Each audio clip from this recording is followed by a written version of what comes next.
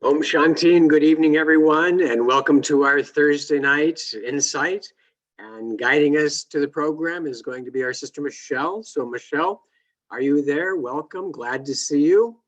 Yes, Brother Eric, I am here and I am glad to hear you.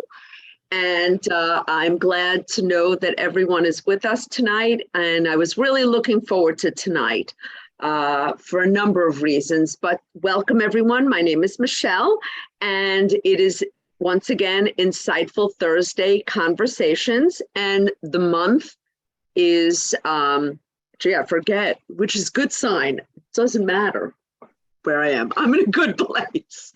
But it is August, and it's love born from true understanding. And we've been focusing on the holiday of Raksha Bandhan, and we're continuing with that, being tied to on our spiritual journey to God.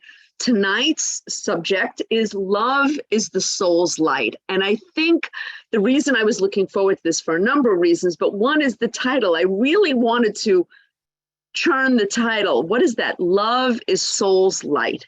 And I thought to myself, well, it's true that love brings light to the soul.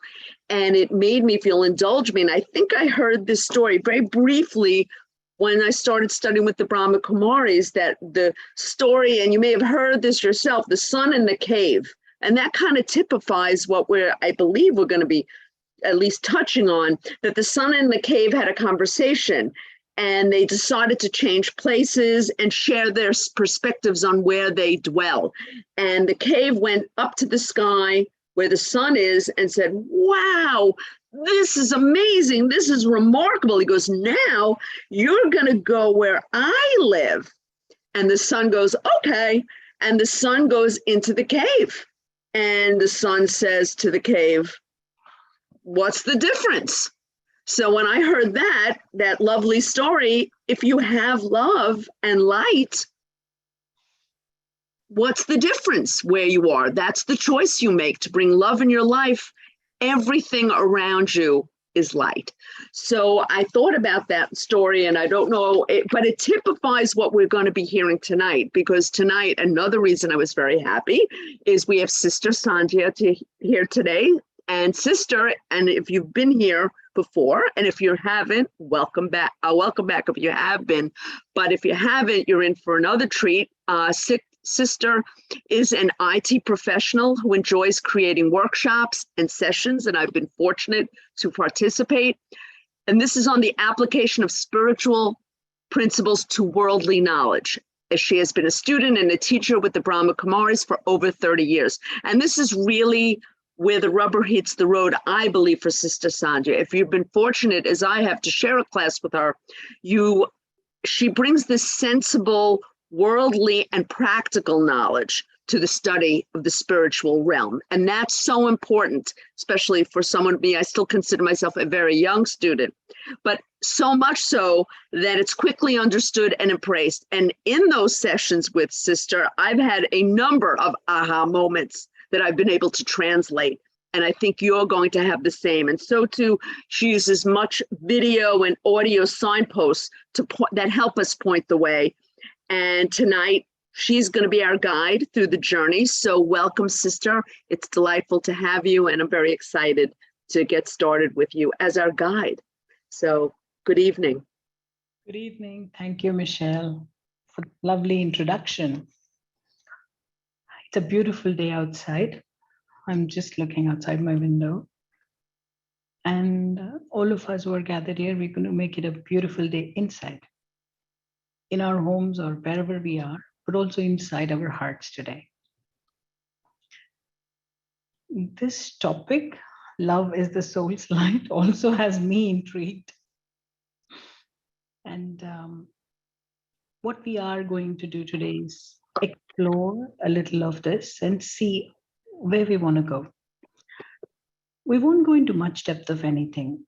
We'll kind of look and explore what is light and what is love, and then go into the experience of love. We will explore two aspects, which is the aspect of loving myself and experiencing love from God. As if you are If you already know about the Brahma Kumaris, this is our main focus. So we're going to kind of look at these two aspects today and then see how that helps heal the world. And if you have seen the invite for this session today, Brother Eric pointed it out to me today. The heart is the Ukraine flag colors. So he was saying, oh, this is a Ukraine heart. So when we finish our session today, we are going to send out light and love to all the souls all over who are in war, who are in pain, who need it. So I will start. I have a presentation today. I wanted to do it slightly differently from what we do usually. So let's see. You can at the end give me comments and tell me if this works or not.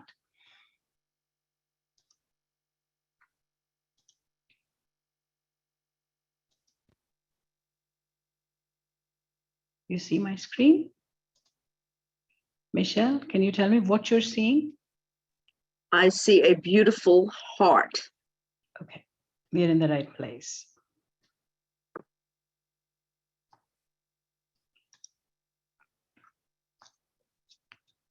So like I said, we're going to explore light and love.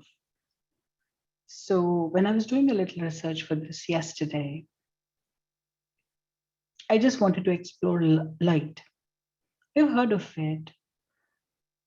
We understand what it is. We experience it. We are in light. I've switched on light all over. I know what it feels like, right? But I was very surprised when I was looking at the meanings of light, that there are nearly 200 meanings of light and 200 different meanings of light. And I didn't have any idea it was so. So today we're going to explore a little of that. We want to make sure what it is we are talking about here.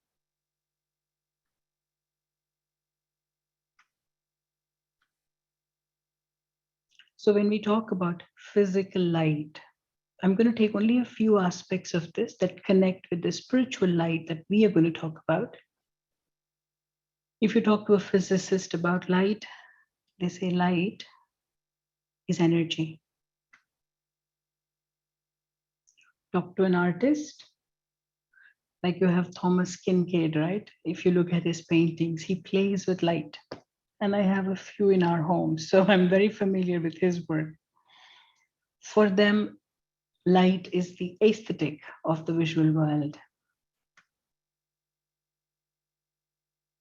It's only in light that we can perceive the world around us.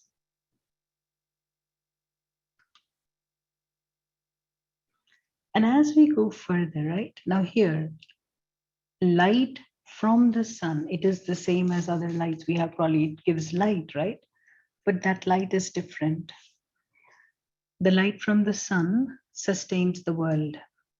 In the field of astrology, you know, there are 9 planets in the Eastern astrology. And they say the sun, moon, and Jupiter are Sato planets. They're planets that bring good. So they say that the moon brings coolness and the sun brings light and heat, which is needed, which is what sustains the world. And if you go on the grandest scale of physical light, what did I do here?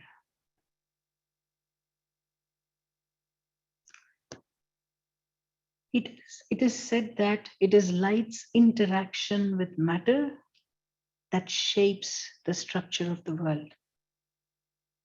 Because anything it falls on, it's either reflected, absorbed, or scattered. This is what creates the whole structure of the world as we see it. So these are just a few aspects that I thought was very intriguing that I picked up. But there are, if you want to look, there are many, many other things too. Light also means lightness, right? And the very interesting thing about light, the object that gives the light is also called light. And the one, when it is received, like in this room, what is in this room? It's light. So where it is received, it's also called light. And I picked up this quote from Einstein, which again I thought was very intriguing when it comes to the energy of light. So Einstein said, concerning matter, we have all been wrong. What we have called matter is energy, whose vibration has been so lowered as to be perceptible to the senses. There is no matter. And those of you from the field of science, you know, right? This is where Einstein's thinking started. And that's where the E is equal to mc squared came up, where he said energy and matter are interchangeable. This is light in the physical sense. Now we go to the spiritual aspect, right? In the spiritual aspect, light, when we talk in the spiritual aspect, we're not talking about this physical light, right? We're talking about energy, which is spiritual energy.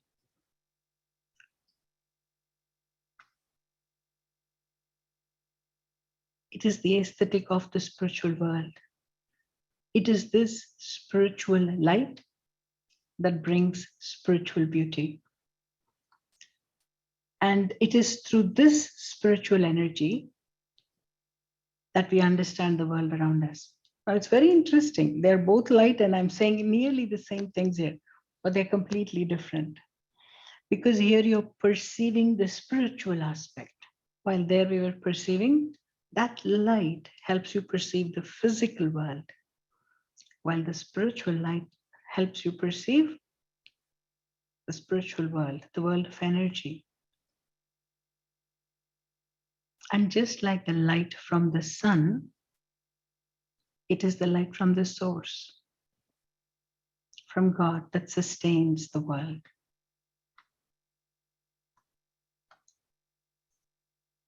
And on the grandest scale, spiritual light shapes the experience of life. So how we experience life is based on what we are carrying within us. That's what it means when it says it shapes the experience of life. And many of us, all of us are aware of this, but we may not have seen it that way. In the same place, when the same thing is happening, and we're all in there, the experience each one of us carry back with ourselves is completely different, right? And our experience is based on what is the energy, what is the spiritual light I carry with me into that space. I'm not going to go into much detail of that, but I think you kind of understand, right? Today, my mom was sharing an incident. She's with me for a few months now. She was sharing an incident from my childhood. She was talking about, we are 4 sisters. And I think we were pretty mischievous when we were young. When we were traveling in a train, we were going to some marriage, I understand, and many people were traveling with us. And so we were very, very young. And so when we were in the train, in India, you have these 3 berths, they call it, like 3 people can sleep. Lower berth, upper berth, and there is one in between that you can open up and 3 people can sleep. So as soon as we went into the train, we were running up and down and up and down. For a parent, it's just her children playing. That's all it is, right? But for someone else who was there, one of our aunts, my mom was saying, she said, are these children or are these monkeys?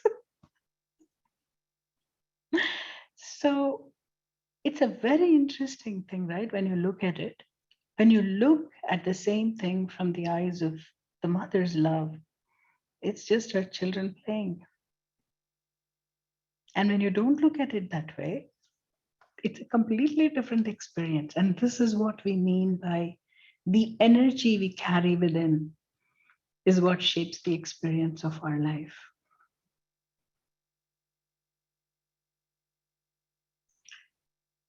I know the term love is very commonly used. We use it in many ways. But the word love and its meaning has completely changed right now. It was not what it was originally meant to be. Because nowadays, when we think about love, we are thinking more from the head than from the heart. I remember when I was young, I used to love philosophy. There was something about life that I was searching for. I needed to understand something. So I would read a lot of books. So there are a lot of Western philosophers. One of my friends, she had all these books because her sister, she was majoring in philosophy and she had all these books and she would lend it to me. And I would take them home and I would try to read. And one of the words, right, that I wanted to understand was this term love. And if you look at how it's like it goes on for like 40 pages, at the end of reading that, I even forgot what it is that I was actually looking for. So in many ways, people have tried to explain it, but in many ways, the meaning of the word has also changed with time, which has happened with most of the words we use in life, right? So nowadays, when we think about love, we're thinking from the head. We're trying to understand from the head. And so that's why we have, most of us have headaches, right? Especially when we have to try to understand people or work with people, most people have headaches. One of the most popular workshops at workplaces today is how to deal with difficult people, right? Most of you, if you're working, you may have done a workshop like that because they think it's important now for each one of us to learn these, because many times we're thinking in from our heads. But love is very difficult to understand from the head. And when we think from the head, the heart is lost. It's already unhappy because we are not understanding love from there, right? But on the other hand, if you look at the world, everyone, young, old, wherever they are from, or whichever strata of life they are in, everyone's looking for love. But we're looking for love on the outside, right? And we look for love on the outside, and then we're deceived. We're unhappy. And then we are sick of love. We feel like there isn't anything called love, right? But the place to look for love is on the inside. This much I think all of us know. This is not anything new that I'm sharing with you. But today we're going to go a little further and see within myself. Each one of us is going to look within ourselves to see where I stand in terms of love. And this is not love for anyone else, like, oh, I don't like my parents, I don't like my sibling, or I don't like my friend, I don't like my colleague. It's not about any one of them. They may be whoever they are. We're not even going to talk about any of them. We're going to talk about my love for myself. That shouldn't depend on anyone, right? It's just me with myself. So we're going to do a little test. I know you may not be able to chat, but maybe in the end we can do it in terms of question and answers. But I want you to keep track. The list of answers is exactly the same for all the questions, and we will do 9 questions. But keep track. Where are you? And the number of points on each of the questions is exactly the number on the question. Like if you mark almost never, the number of marks on that question is 1. If you mark almost always, you can give yourself 5 marks. So 9 questions, right? The highest you can get is 45 if you do this right. So the first question is, I know myself.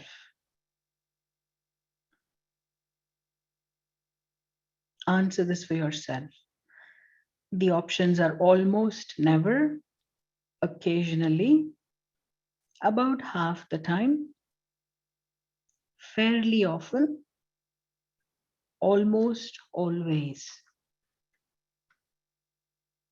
I'll give you a little extra time on the first one because you're trying to understand the answers.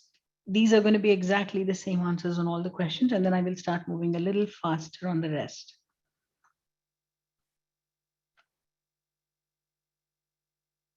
Okay, I'm hoping you got that. The next one, I'm kind to myself.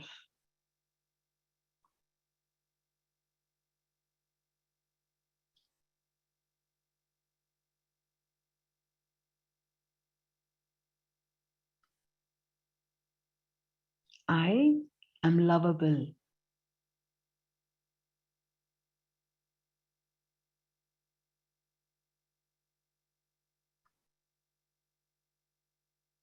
I am valuable.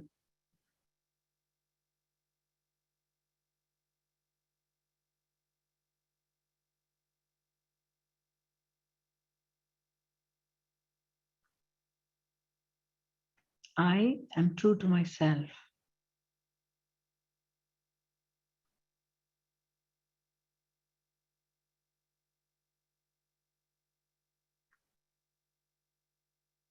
I trust myself.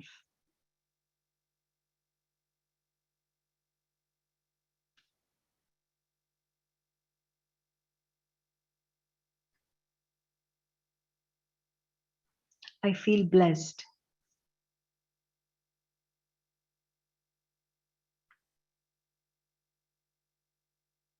And I know my strengths. I know my strengths. I'm fully present in my life.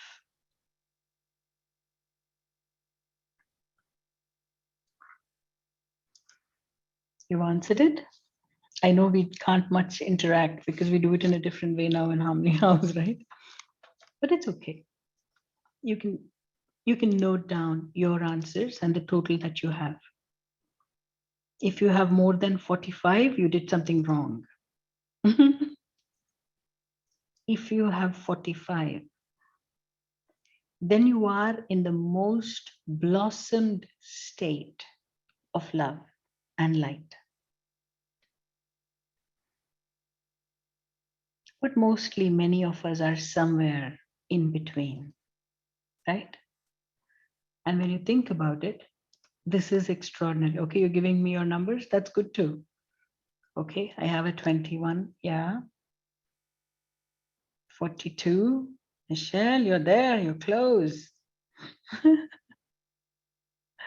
33. Very good. All right. 36. Very good. These are good numbers. Excellent. So if we are not in the most blossomed state, that means something inside of me, there is a little damage in there, right? And how do you come to the complete blossomed state? If you look at all the questions, all of these questions are just about my love for myself, my knowing myself, my being present in my life, my accepting myself, right?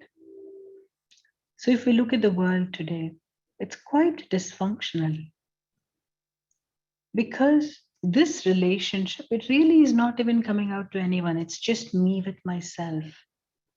And in this relationship, we're dysfunctional. There are 8 billion people. I hear it is 8 billion now in the world. And all of them resonating in some hurt, pain, some sorrow, and these negative feelings towards the self. So this is the first thing that needs to heal. the love, the light, the love has to first heal me inside. Until this is done, I really can't help anyone else or anything else for that matter. And one of the most natural things for human beings, we all know this, right, is to love. You may have everything else in life, but if you didn't have love, there in Hindi we say there is no ras. No, like there is no essence. Imagine eating a mango that didn't have any ras, any juice inside of it. It's just skin and seed, then, right? There's nothing inside of it. In the same way, love is the juice. It's translated as essence, but it's also the juice. That's the sweetness. That's the essence of life. And that's in our human DNA, to be loving and to be loved. So let's do a small reflection on this self-love.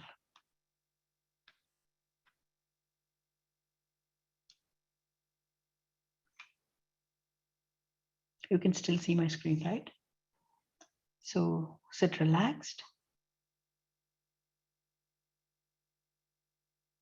Settle into silence. If anything is happening around you, just leave them aside for a moment. Any unwanted thoughts come in, just put them aside. And focus your attention on the heart. This is the place from where we experience life deeply.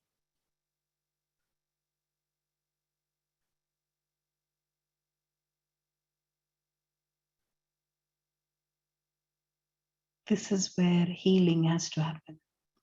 So in my heart, I tell myself, I know myself as a loving being,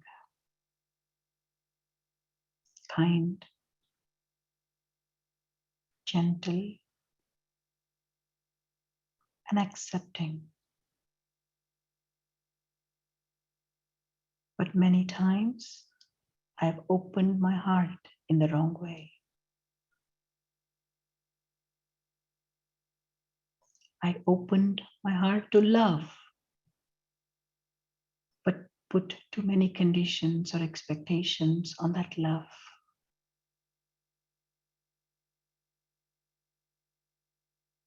And when I didn't receive what I demanded, what I expected, I closed my heart.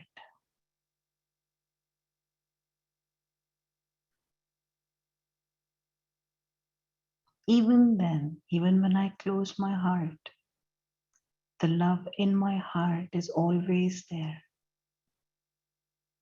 hidden and waiting like a little flower, waiting to bloom and become a beautiful rose.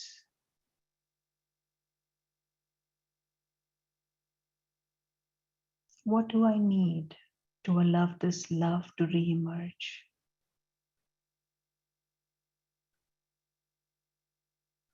All I need is just to know that I'm a being of love.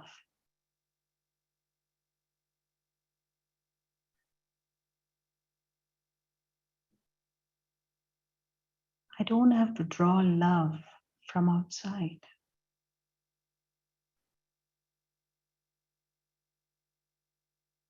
The pure love that I want and need is right within my heart. A love that is untouched by time and space.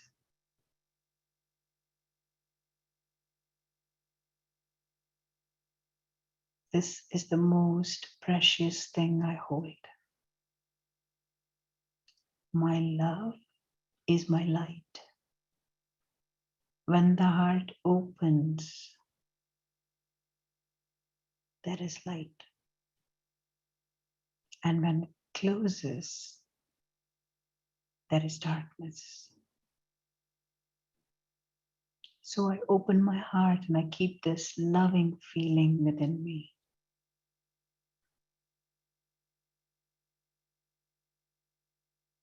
A deep acceptance of myself.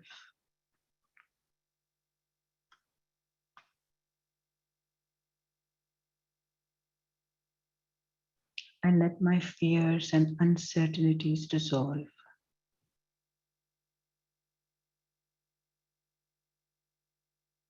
I am strong, and my heart can hold love for myself and others. And as I open my heart to love,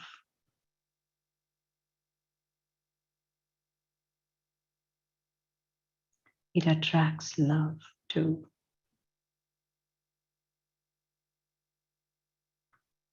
I am a being of love, and I give my love freely and openly, without conditions, without expectations.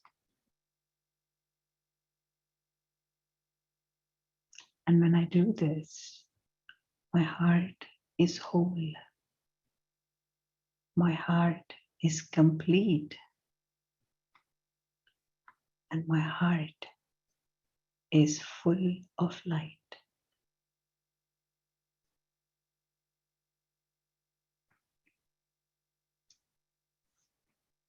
Om Shanti. Let's come back into our session. So these little reflections that we do, they're very important because many times throughout the day, our attention is distracted. We are not aware of ourselves.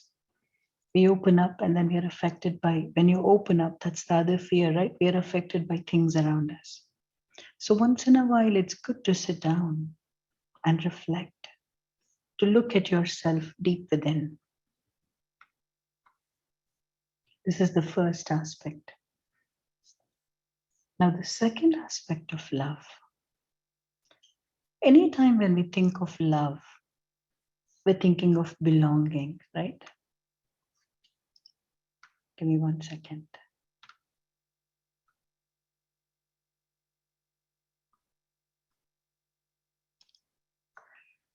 Good. Sorry.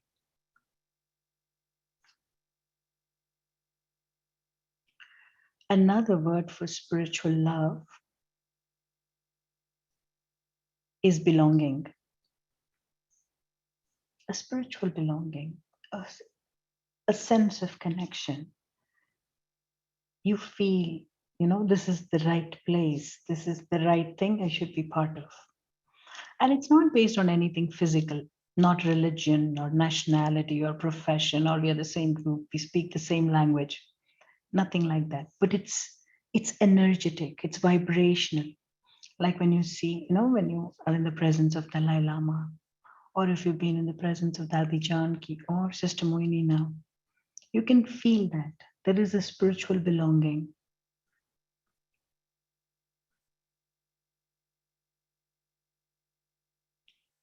This is another experience of love. One is to accept myself and love myself. The other is the sense of belonging. So the second love that we need, that brings light into our life, is our connection with God. And I know people have various ideas of who God is and what is. We're not going to go into all those right now today. But connecting to the source, because God, another name for God, they say, is love. Another name for God is truth. So connecting to God gives us an experience of true love. Many times when people look at us in a certain way, right, we believe that to be who we are. We end up accepting that. And that's what causes some of the pain inside. and sometimes the way we look at ourselves. But God's love is beyond all of that. That's why we say it's true love. He sees us even beyond what I know myself. He can see me in my perfect form. And when I experience that, it gives me the courage. It gives me the strength to become that again. That is why an experience of God's love is said to be the most healing. You know, in our classes, one of the other names we give to God is the comforter of hearts. Right now, our love is so scattered, right?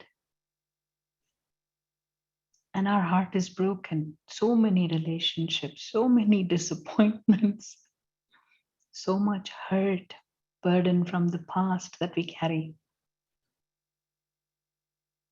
But when you are in the experience of God's love, in the presence of God's love, in that experience, He's the comforter of hearts. It's like all pieces of my heart come together and become one heart, like you're seeing there on the screen. One heart beating, full and complete, not broken. This is the healing we need. What is healing, right?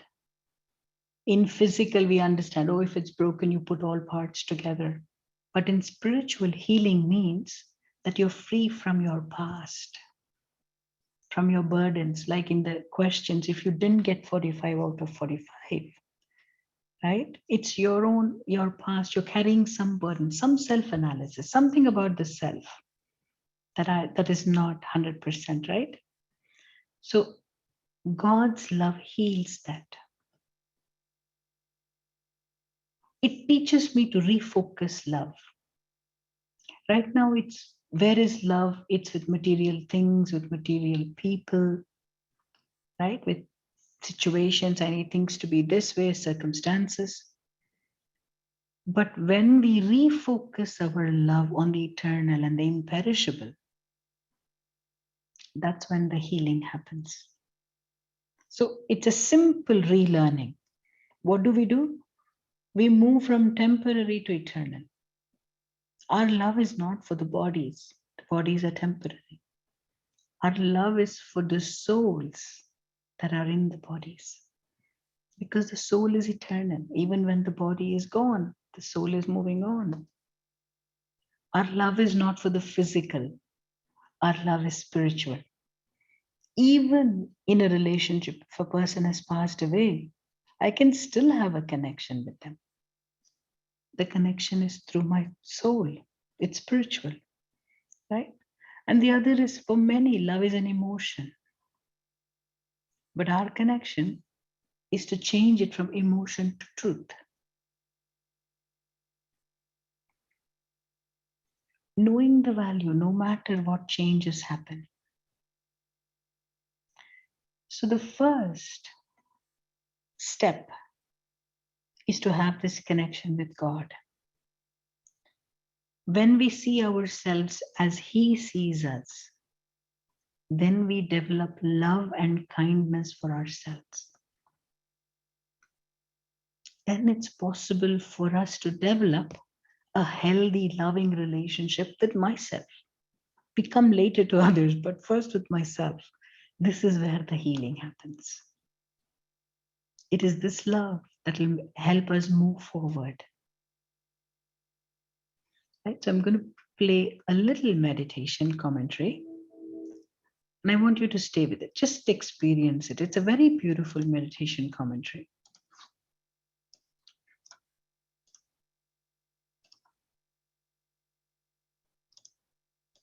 There is one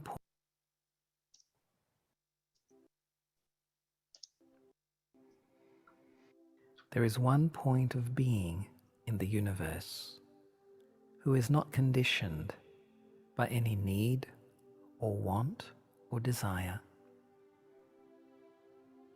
Since that being does not want anything everything belongs to him, but not in the sense of owning and controlling.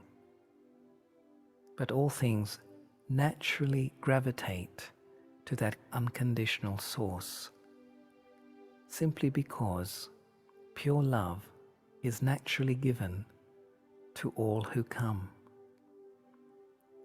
They feel that the unconditional source serves selflessly, sharing, giving all that he is, all that he has.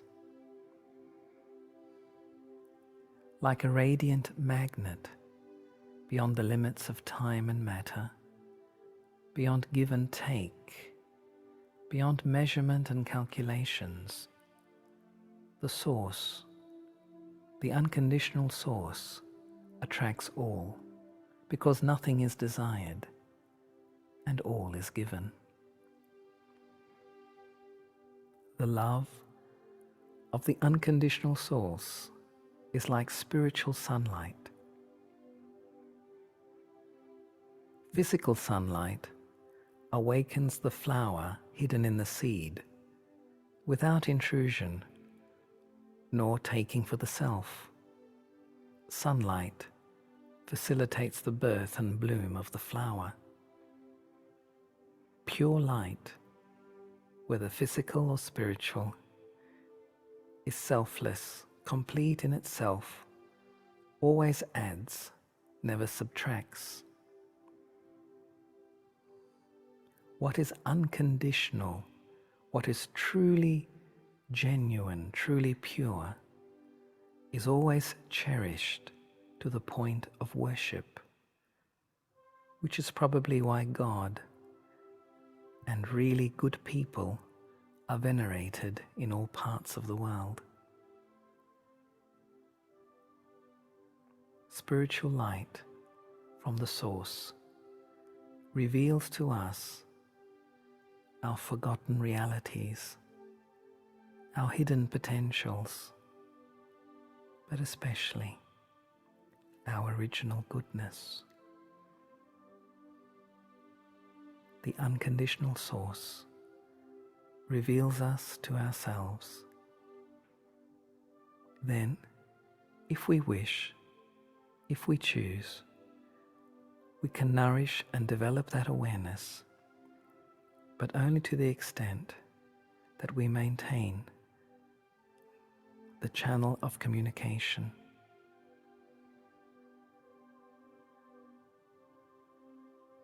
Otherwise, the current either short circuits, cuts, blocks, or discharges into other directions, and after a while, there is a blackout. Humanity at the moment is in a blackout. Meditation is the exercise of pure thought, of concentrated thought, to relink ourselves to that unconditional source. As we relink, a purification takes place, which liberates the mind from the limits of I and my, liberates the mind from the limits of the past, the resentments, the pettiness, and allows it to taste the sweetness of the unlimited, the unconditional, whether it is love, whether it is peace, whether it is happiness. This relationship with the unconditional source encourages me and allows me to emerge my spiritual strength. And through this spiritual strength, I am able to create a truly human life, a good life.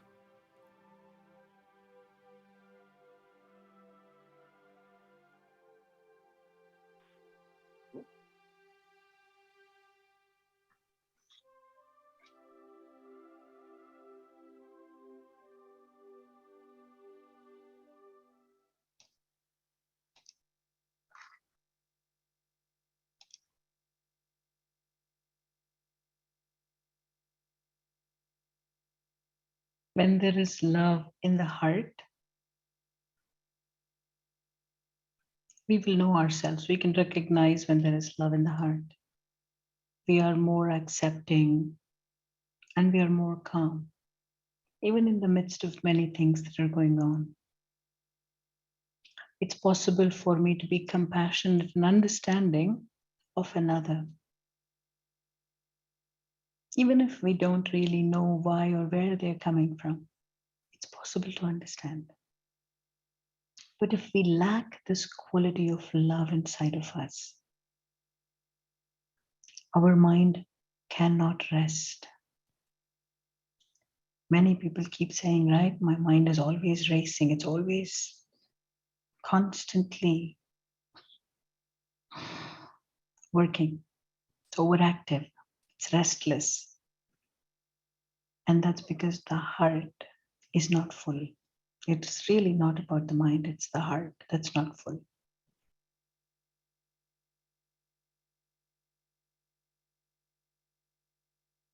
So the way to bring peace,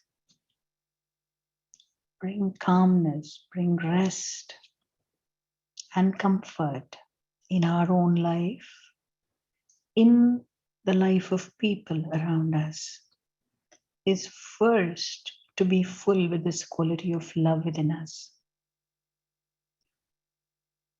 Our hearts have to be full. So many people ask me, right? Some of my friends, like, you've been meditating for so many years. Why do you keep meditating? I think that the word meditation somehow seems like a lot of effort, right? Something that we do.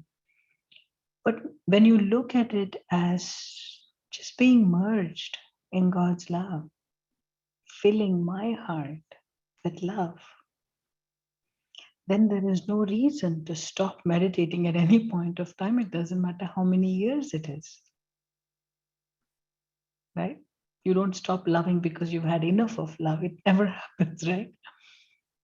So that's what actually meditation is. We call it yoga. That's what it is. And when we are full in our heart, the place around us is also like that.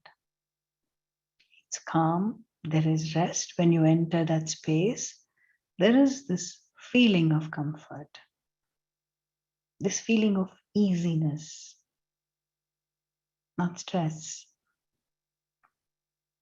right?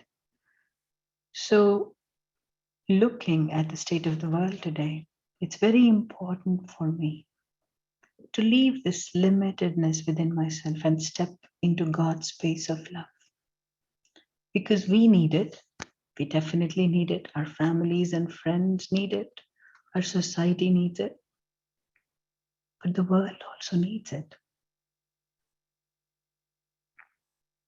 Anywhere we look, anything we hear, there is unrest, there is discomfort, there is something or the other, right? There is a drought somewhere, there is flood somewhere, there is fire somewhere, there is a war somewhere.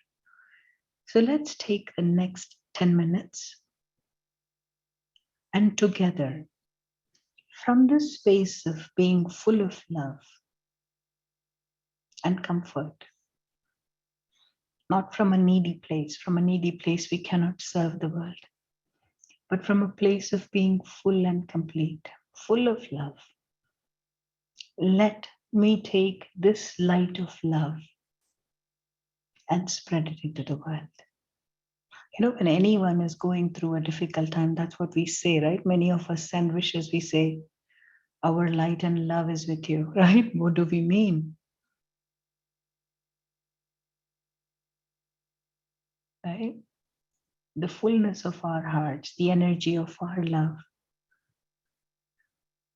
We want to share that with everyone. So for the next few minutes, we're going to do a little meditation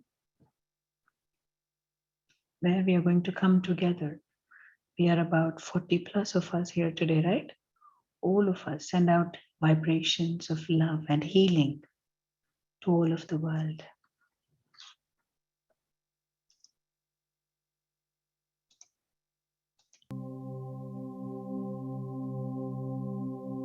in my mind I see before me the globe of the world.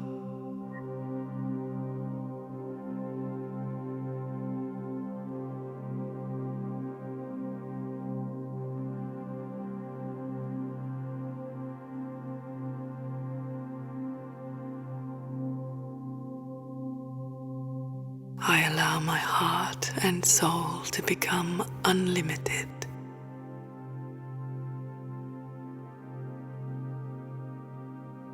And I tune into the state of my world.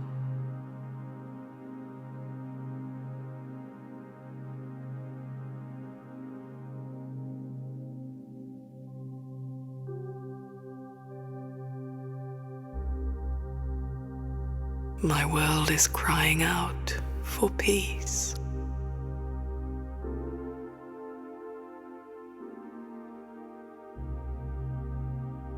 Especially the many souls who are enduring war or natural calamity.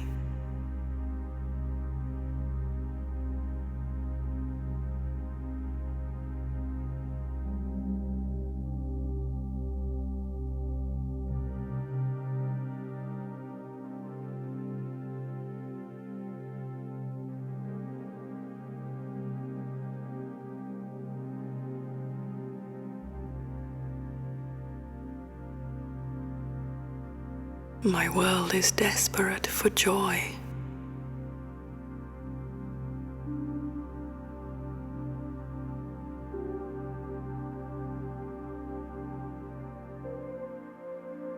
Especially those who are suffering from disease or emotional trauma.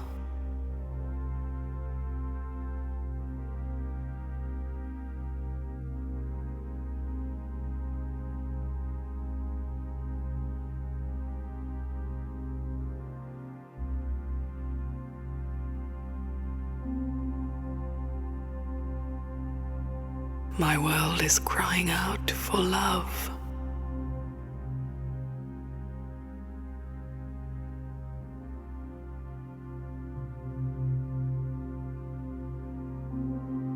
Especially those who are experiencing loss, conflict, or loneliness.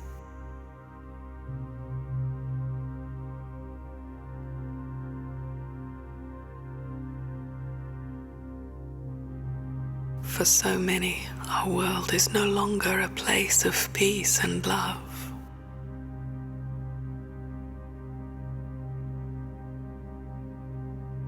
Our quality of life is diminished under the influence of inappropriate values and selfish actions.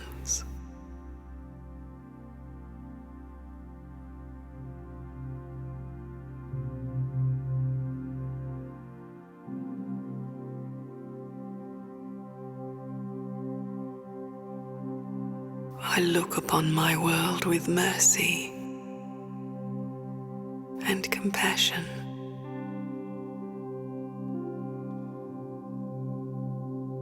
And I create a pure wish for the world to be healed.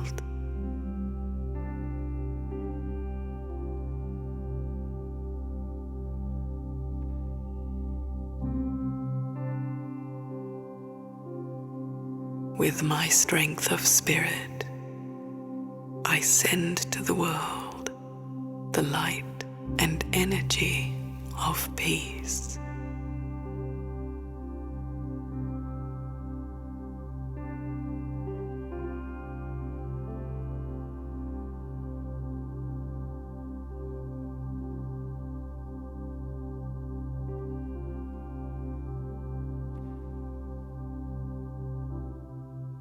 With my loving heart, I surround my world with loving feelings and good wishes.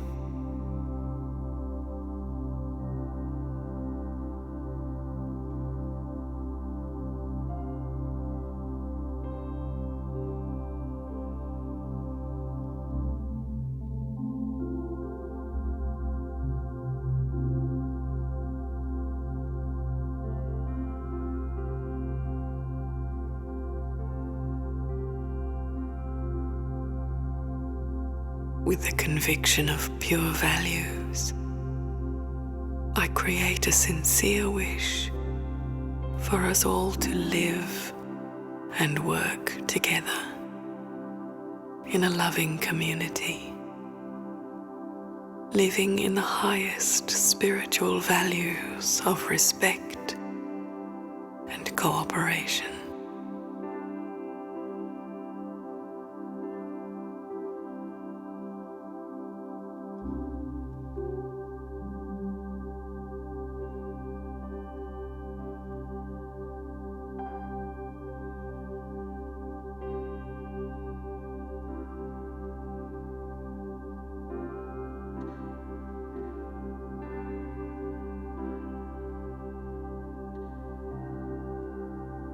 With my generous heart and pure spirit, I unite with the divine presence and love of God.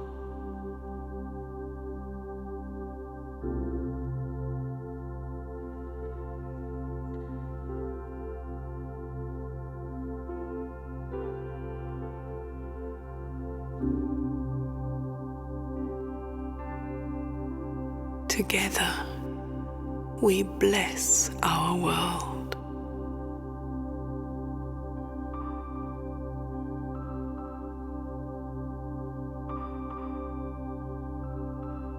I sense God's peace and love passing through me and caressing the world, nurturing every soul, so that they can restore their own purity, peace, and power.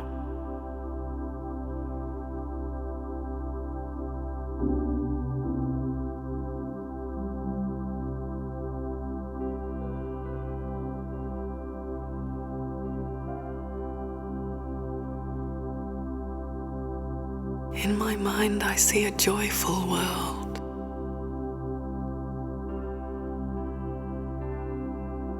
A world full of peace and love.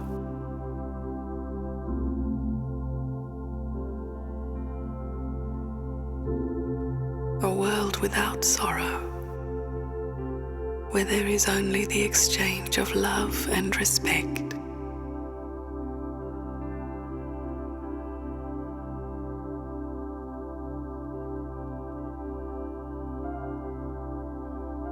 I believe in the possibility of such a world.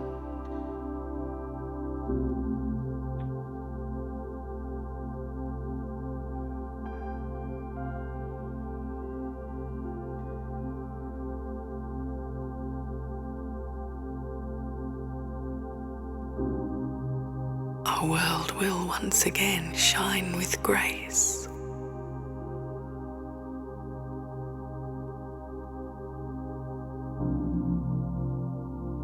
I recognize that I play a part in bringing this world into being.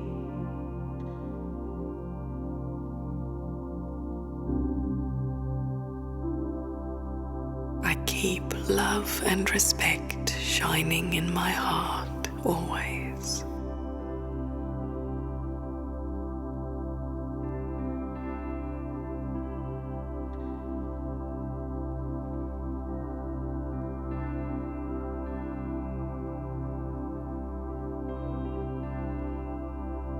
I keep peace and truth in my spirit forever.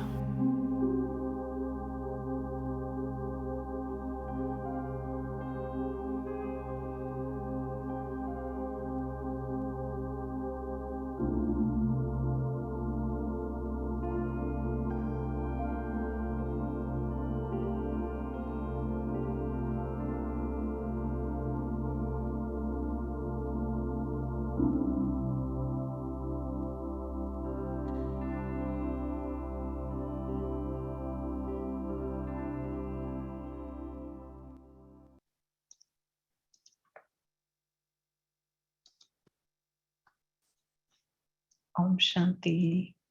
Michelle, back to you. Om Shanti. So I think at this point, any words I add will only take away from the moment. So with that, I'm going to thank you, Sister Sandhya. You definitely delivered. And I wish for everyone who is assembled here that we've enjoyed together and that you have a full heart. And if your heart is full, you can share it. And I'm hoping, I was almost thinking as an exercise that a few months from now, you should come back and you should give us the quiz again. Because if we're meditating, because and this is the only thing I will add, my number was high today.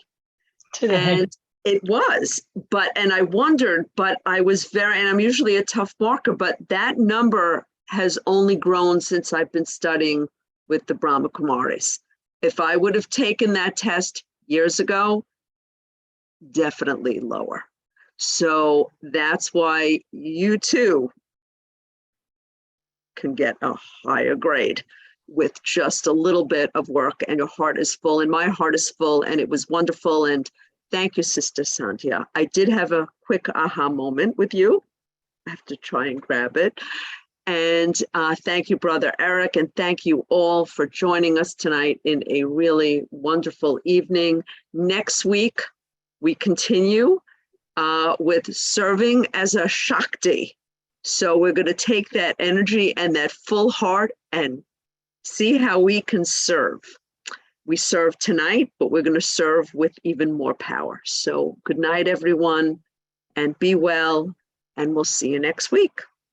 Thank you all. Michelle, if I can just add, I just wanted to do this session differently. So if anyone has any feedback, please send it to me so I know if it's working or not for everyone. Yeah, thank you. For me, Sister Sandhya, thank you very much. And Michelle, glad you got a good high number. Appreciate everybody coming and participating.